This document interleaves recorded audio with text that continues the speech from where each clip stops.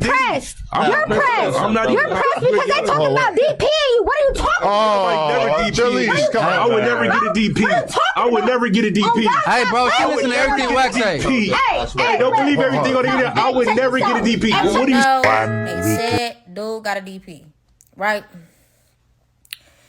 And if he did, I do want to elaborate on this. That's not my place. That's not my jurisdiction. They did whatever they did. I don't know. Spoetyface went live on YouTube, right? Now he didn't insinuate. Now he insinuated that he got the DP. You know what I'm saying?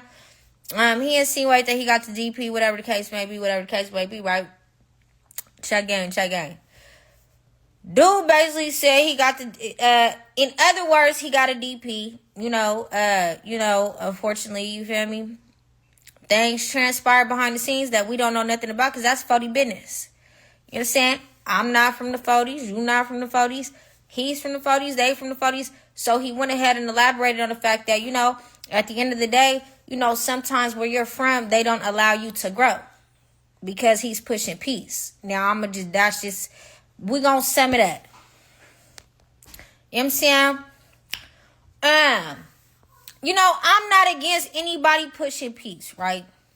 Now, what I am against is people acting like there's peace when there's not no peace. You know what I'm saying? So, they always make me out to be the villain, the bad guy, right? You know what I'm saying? Unfortunately, it is what it is. You know what I'm saying? But Spoetyface would get on his YouTube live stream and he would elaborate in a subliminal format that, he did get a DP. And it is what it is, blood. It ain't nothing we can do about it. It ain't our business. That's 40 business. That's 40 business. Everybody needs to mind their business because that's 40 business. You know what I'm saying? That don't got nothing to do with us. Twin. About 7 niggas called me earlier. I just said it earlier. The nigga Moneybag Rose, he saying that motherfucking the 40's DP, I'm like, face real bad. Yeah, they. I don't know, but shit, I don't know why he. Shit, Spoetyface going live. Somebody should go tag Spoetyface, tell him go live. Moneybag Rose saying you got DP real bad. Man, that shit crazy. All that shit over clout chasing. That shit crazy, bro. Sometimes it be like that, man.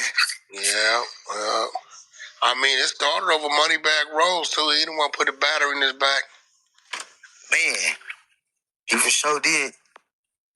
Crazy. Jaleec really put Turtle in a bad position. He basically tricked him into saying, on camera, that he wasn't going to receive a DP. The problem wasn't just what was said, but how it was said. Turtle yelled it out in front of a live audience, sounding boastful, like he was bigger than the program itself. That alone sends the wrong message, especially when you're dealing with a structured hood where humility and discipline matter more than ego. If that moment didn't rub the rolling 40s the wrong way, it's hard to imagine what would. And to be real, this wasn't an isolated issue. The 40s had already been having problems with Turtle before that, mainly stemming from his situation with 4Extra. On top of that, Turtle was moving as if he was the shot caller for the entire 40s, and that's simply not how things work. No individual is bigger than the hood, no matter how loud they are or how much attention they're getting online. Then there's the other major issue that could have led to a DP, him sitting at the table with a known rival, Munchie B. That wasn't supposed to happen.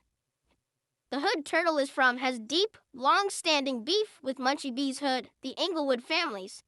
This isn't new tension or internet drama. This is ancient history, real bloodlines of conflict that go back years. In situations like that, optics matter just as much as actions, and even being seen in the wrong setting can be taken as a serious violation. When you add all of that together, the public boasting, the perceived disrespect to the program, the shot caller behavior, and the rival association, it paints a clear picture of why tensions escalated. This wasn't about one single mistake. It was about a pattern of moves that went against the rules and expectations of the hood. And honestly, with history this deep between those sides, I don't see the dust settling anytime soon. Situations like this are reminders that when street politics mix with cameras and egos, things can spiral fast.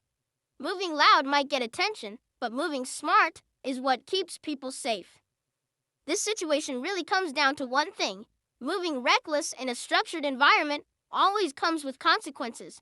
When ego, cameras, and outside voices get involved, people start saying things they shouldn't say and moving in ways they shouldn't move.